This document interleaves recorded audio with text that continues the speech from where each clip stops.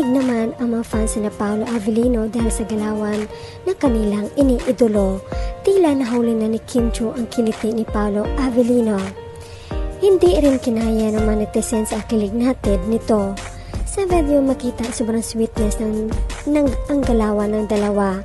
May patouch si Kim sa chin at haplos ng paglambing sa tiyan ng aktor. Mukhang di na kinaya ni Paolo ang ginawa ni Kim. Ganito ang reaksyon ng netizens.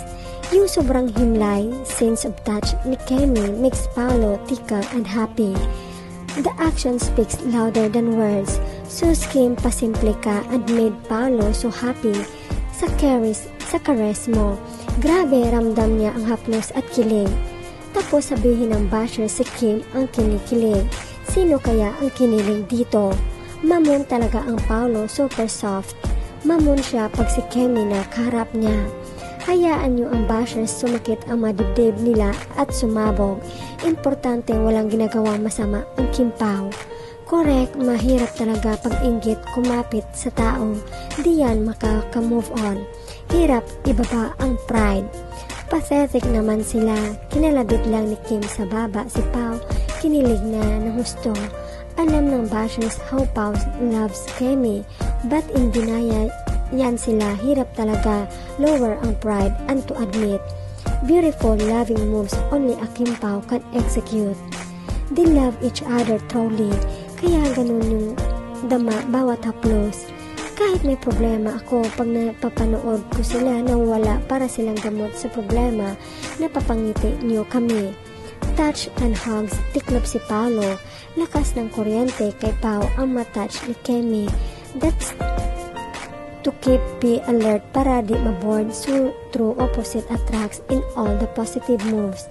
When it's fate, the destiny that dictate, God works in mysterious ways. When both does in humility, in charity, in obeying God's will, despite persecutions.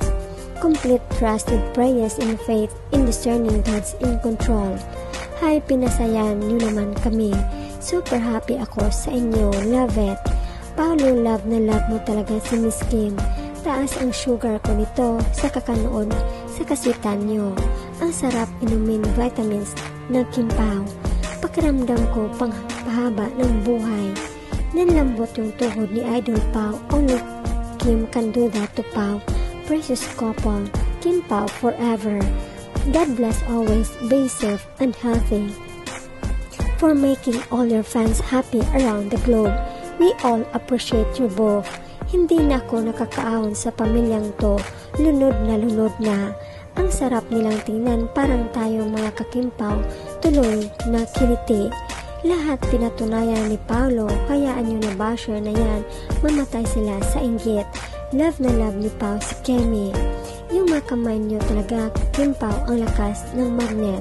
Parang pag hindi nahawakan o nahagip ni Pao ang kamay ni Kim, ay tuluyan siyang manghihina. Ang holding at touching ni Kim ay energy at power booster ni Pao. Pwera sa kilig na ramdaman niya. Yung kamay nila ang nagdala, may sariling mundo, sarap sa mata.